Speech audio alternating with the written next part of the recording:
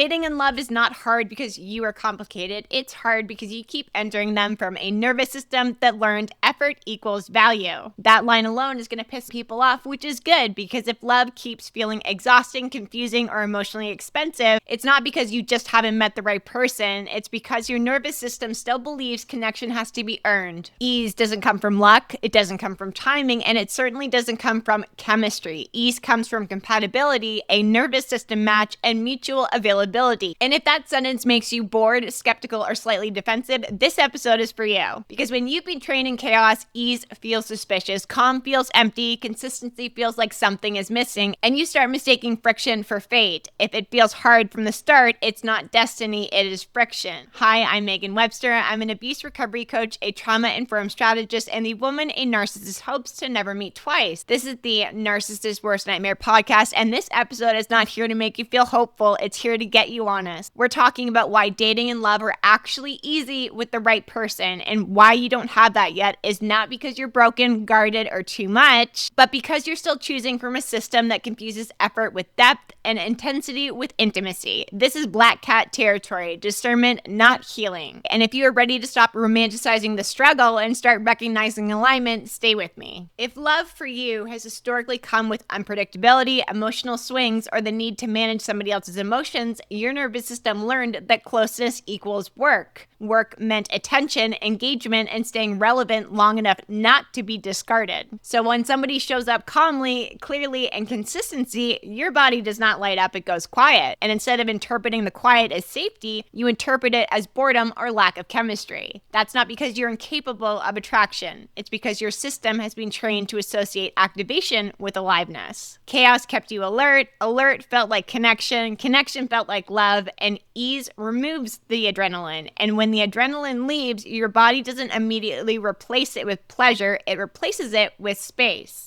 Space feels unfamiliar when your baseline was tension, so your mind starts narrating that something must be wrong. This is where women sabotage good connections without realizing it. They say things like, I don't feel it, or something's missing, when what's missing is the threat that their nervous system used to organize around. Ease feels wrong until safety becomes familiar. Effort has been romanticized into a virtue, especially for women who were taught that being chosen required emotional labor. You learned that if something took work, it mattered. If it required patience, it must be meaningful. If it demanded endurance, it must be love. So when a man requires very little effort to be with, communicates clearly, follows through, doesn't create emotional puzzles for you to figure out, you don't know where to put your energy. There's nothing to fix, nothing to manage, and nothing to anticipate. And instead of letting that be a relief, you experience a loss of purpose. This is where so many women unconsciously choose complicated men, not because they enjoy suffering, but because the complexity gives them something to do.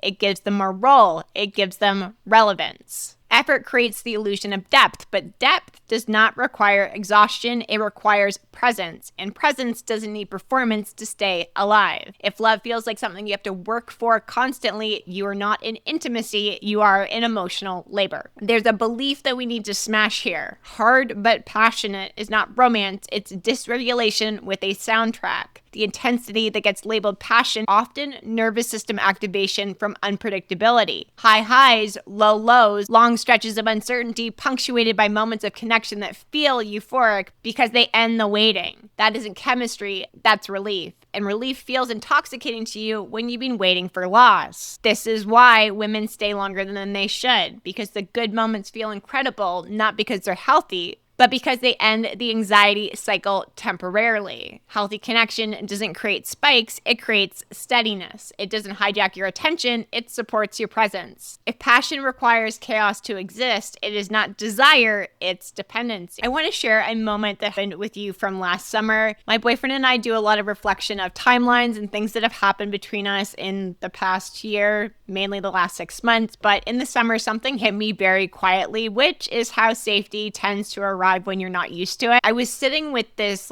low grade restlessness in my body. There was nothing wrong, no weird energy, no mixed signals from him, no disappearing acts, no emotional volatility. My boyfriend was consistent, present, affectionate, and super clear. And instead of my nervous system relaxing into that, I noticed myself getting edgy, not anxious in the old way, more like alert. So I initiated a "what are we" conversation, not because I thought I was seeing other people or because the connection was confusing or because I didn't feel secure. None of the usual reasons, but it caught me off guard when I reflected on it later, because if I was being honest, I already knew where I stood. What I didn't know yet was how deeply my body associated intensity with connection. In my past 2 relationships, both with narcissistic partners, there was always this kind of like capture phase. It's very typical of narcissists. Big gestures, fast escalation, emotional fireworks, the need to move in together, this big scene. And that sense of being chosen loudly and immediately looks romantic on the surface, but it wires your nervous system to believe that love arrives with force, urgency, and friction. So here I was in something steady, and my system didn't really know how to read it. And I kept thinking something should be happening. There should be a moment, a spike, a defining scene. And that's when it really hit me. My body wasn't looking for an actual answer. It was trying to find tension. The conversation itself is something I will always remember. He always makes space to connect with me, especially when it's about us or feelings or past traumas that come up. He had picked me up from a staycation. The conversation was calm, grounded, easy. He answered directly. No defensiveness, no power struggle, no hook, no shame.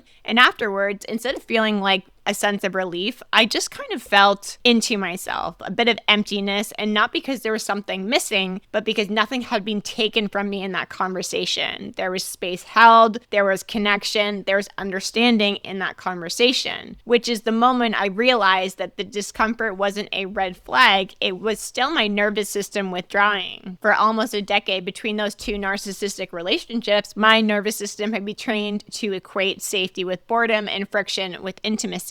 So when connection showed up, my body went looking for something to grab onto, a problem to solve, a moment to be careful of. Our relationship this past summer taught me something that was really fundamental. Ease didn't feel wrong because it was wrong. It felt wrong because it was new. And once I saw that, I stopped mistaking peace, slowness, and calm for a lack of chemistry and started recognizing it as capacity and safety. Because ease is not fireworks. It's not intensity. It's not that feeling that something is about to happen. It looks like consistency without performance, follow through without reminders, interest that doesn't fluctuate based on your availability, conversations that don't leave you replaying what you said. Ease looks like your body staying regulated after a date or a time together instead of being activated. It looks like sleeping normally. It looks like not needing reassurance to feel secure. And this is the part most women miss. Ease does not feel exciting at first, it just feels neutral, which is not the absence of attraction. It's the absence of threat. Attraction grows after safety, not before it. But if you're expecting attraction to create safety, you're going to keep choosing friction over a good fit. Now, this is a part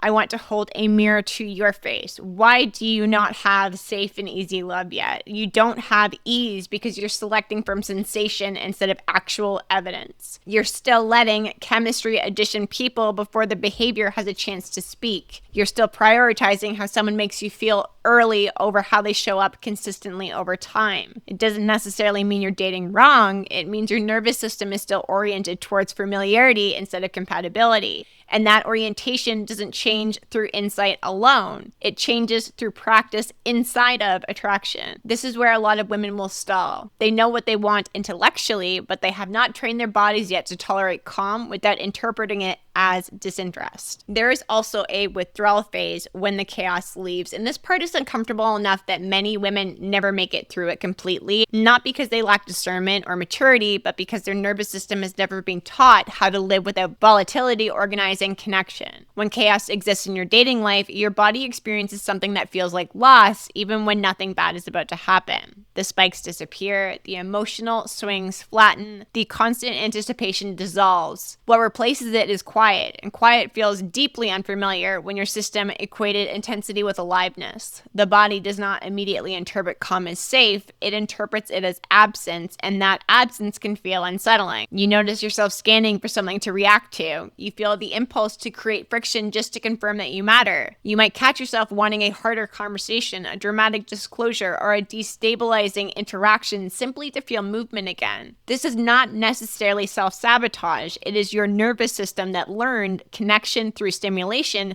is still trying to reorient itself. This is why so many women confuse nervous system withdrawal with incompatibility. They tell themselves something is missing when what's actually missing is the chaos. Your body is detoxing from cortisol and adrenaline that once passed for chemistry. Without those chemicals, attraction doesn't vanish, it does change its form. It slows, it deepens, it becomes less performative and more embodied. If you ever walked away from someone good because it felt flat, boring, or strangely uncomfortable, this is where it happened. Not because the connection lacked depth, but because your nervous system had not yet learned how to experience intimacy without bracing for impact. This phase is not a signal to leave. It is an invitation to stay long enough for your nervous system to discover that nothing bad happens when things remain steady. That learning is what rewires attraction at the deepest level. And I want to share a data layer that collapses all of the fantasy around this. So fantasy survives when evidence is sparse. It thrives in gaps, inconsistencies, and unanswered questions. When someone is emotionally unpredictable, your mind fills in the blanks.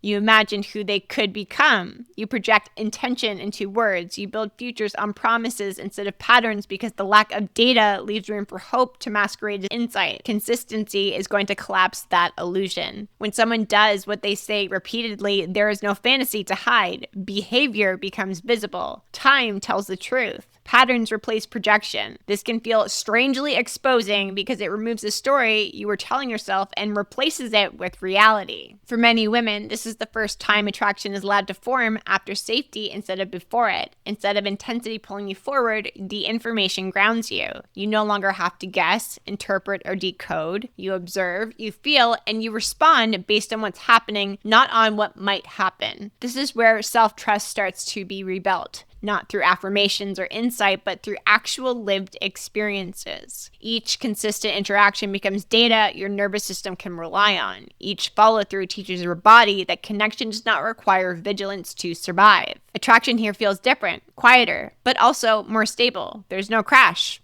It accumulates over time. Desire grows because safety creates space for it, not because fear fuels it. This is what grounded chemistry looks like when you are no longer being hijacked by survival wiring. This is why you need to practice when your attraction is active, not when you rehearse it in calm. It teaches you how to remain grounded when behavior accumulates instead of rushing to meaning. It gives your nervous system structure so sensation doesn't outrun discernment. It keeps you from negotiating with chemistry before reality has had time to speak. This is not about suppressing attraction. It's about letting attraction mature into evidence. That's how trust in yourself returns, not because you became detached, but because you stayed present long enough for the truth to reveal itself. The right connection does not require performance to sustain interest. You don't need to explain yourself into safety. You don't need to make your needs smaller to stay desirable. You don't need to be impressive, agreeable, or endlessly flexible to remain chosen. If you feel like you are constantly adjusting your tone, your pacing, your expectations to keep someone engaged, that is not attraction, that is adaptation. It is your nervous system scanning for how to remain connected without creating disruption. Love that is a true fit does not demand endurance